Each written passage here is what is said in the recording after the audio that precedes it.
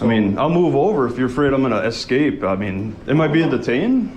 Officer Harris orders Mr. Hines to take a seat after having blocked his attempt to exit the building. But when Mr. Hines asks if he is being detained, Officer Harris insists that he is not. When an individual is detained by a police officer, they have been seized within the meaning of the Fourth Amendment, according to a long line of Supreme Court precedent. However, whether or not an individual is considered to be legally detained is not always a black and white determination. In the well-known 1968 case of Terry versus Ohio, the Supreme Court explained that, quote, obviously, not all personal intercourse between policemen and citizens involves seizures of persons. Only when the officer, by means of physical force or show of authority, has in some way restrained the liberty of a citizen, may we conclude that a seizure has occurred. As time went on, the Supreme Court clarified this standard by adding the Mendenhall test, named for the case where it was first introduced in a concurring opinion, to the considerations involved in determining if an individual has been seized. In the 1991 case of California versus Hodari D., the court explained that the Mendenhall test established that, quote, a person has been seized within the meaning of the Fourth Amendment only if, in view of all the circumstances surrounding the incident, a reasonable person would have believed that he was not free to leave. And, quote, that the test for existence of a show of authority is an objective one, not whether the citizen perceived that he was being ordered to restrict his movement, but whether the officer's words and actions would have conveyed that to a reasonable person. Here, although Officer Harris claims that Mr. Hines is not being detained, a court would likely find that his actions would have conveyed to a reasonable person that they were not free to leave. By physically blocking Mr. Hines from exiting the building and then ordering him to take a seat, Officer Harris communicated through a show of authority that Mr. Hines was being detained, and accordingly...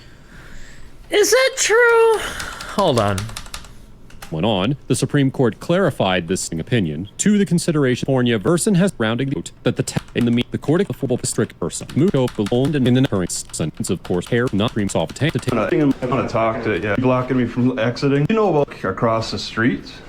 Because I mean, right you know about the 2-hour signs, right? The 2-hour limits. Are you blocking me from exiting? I'm trying to figure out why I'm being called. Okay, well I guess you want to talk to. Yeah, all right, fine. You want to talk to the... Have a seat for me.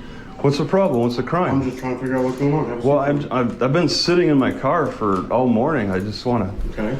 I mean, I'll move over if you're afraid I'm going to escape. I mean, am I being detained? Officer Harris orders Mr. Hines to take a seat after having insisted... I wonder why he paused this before he answers that question. The person would show movement. Although Officer Harris claims that Mr. Hines is not being detained, a court would likely find that his actions would have conveyed to a reasonable person that they were not free to leave. By physically blocking Mr. Hines from exiting the building and then ordering him to take a seat, Officer Harris communicated through a show of authority that Mr. Hines was being detained, and accordingly seized him. You're not being detained? What's the... Yeah, these guys... Oh, the guy just told him you're not being detained, so he can leave if he wants to. That means that the guy should be able to leave if he wants to, but... Let's talk to him. What's the deal? We're just trying to figure out what your concern is. Okay. So she gave her side, and you got a full scope of what she said. No, I'm asking you what your concern is. What are No, are you satisfied with her story, I guess? I guess, yeah. Okay. Well, yeah, so you understand where she's coming from, and my side is... He's standing directly in front of the door, though? Then ask him to move. The point is, the cop blocked the path and told him to take a seat. Well, he said, can I leave? He said he's not being detained, so the cop should step aside. You just say, can I leave? He told him to sit down. He asked him to take a seat. But then the guy also said, am I being detained? The guy said, no, you're not being detained. Like, oh, okay. Can I leave? I'm interested in finding a good parking spot. Okay.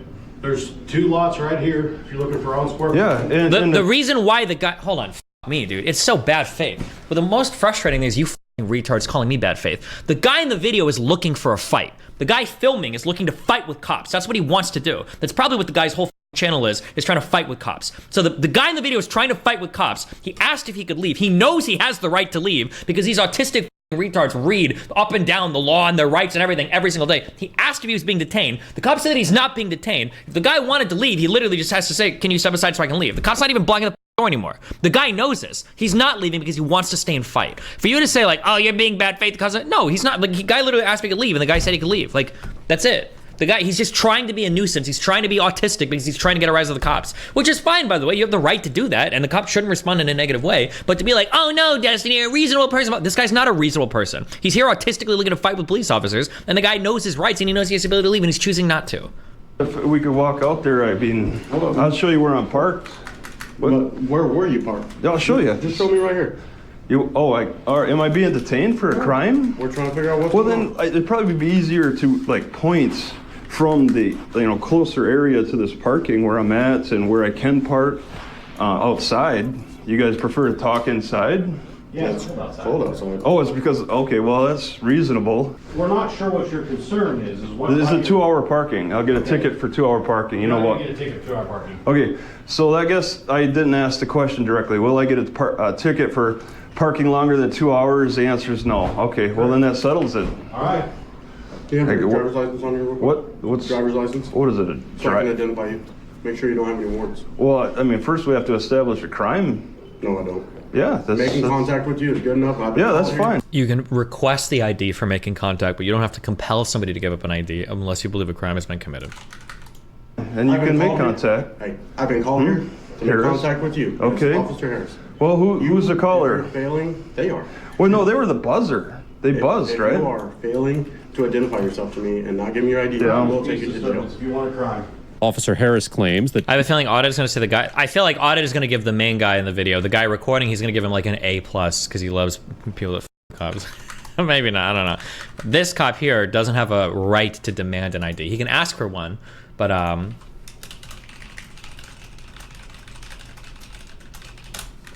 he can ask for one, but he can't demand one. He can't compel the person to give it up.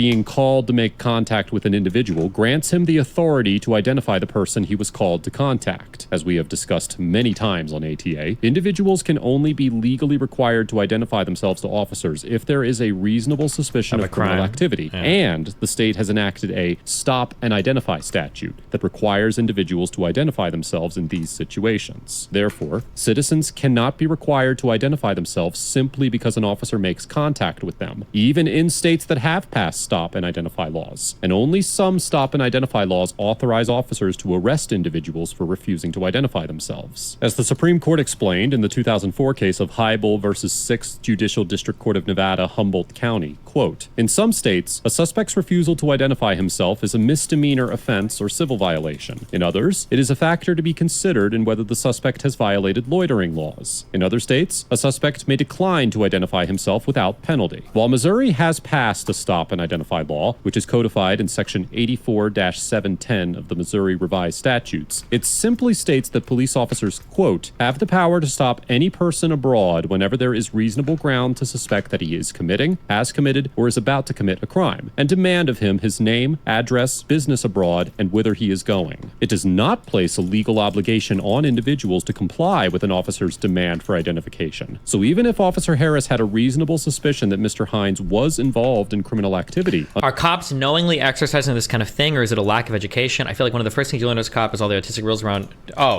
cops, hold on, a cop will try to f you as much as you'll let him. That's what cops do. Cops don't, they shouldn't. Cops aren't generally in the business of breaking the law, but a lot of cops rely on you not knowing your rights. Like, hey, like, would you be comfortable if I just like took a look in your car? Like, can I just like take a look and see if anything's going on over here? Like, hey, do you mind, like, can I just check your ID so that we feel safe, blah, blah. Like, cops will say things like this, and what they're trying to do is compel you to essentially waive your rights. This is why I've said this before.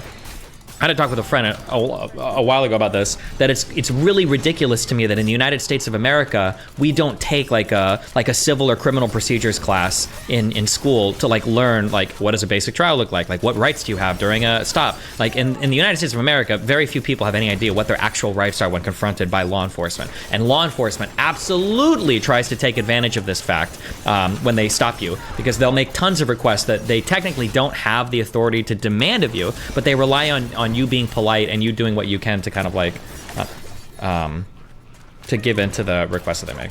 Yeah. If you've done nothing, there is nothing to hide. Do not ever think that. That is the worst. That is the worst idea. The issue, the problem that you run into is the state side, the police officers really generally in a very broad macro sense, is just trying to build a case, arguably speaking. The problem is that if you are answering questions, you might be answering questions that are incriminating you for a crime that you didn't even know you were being investigated for,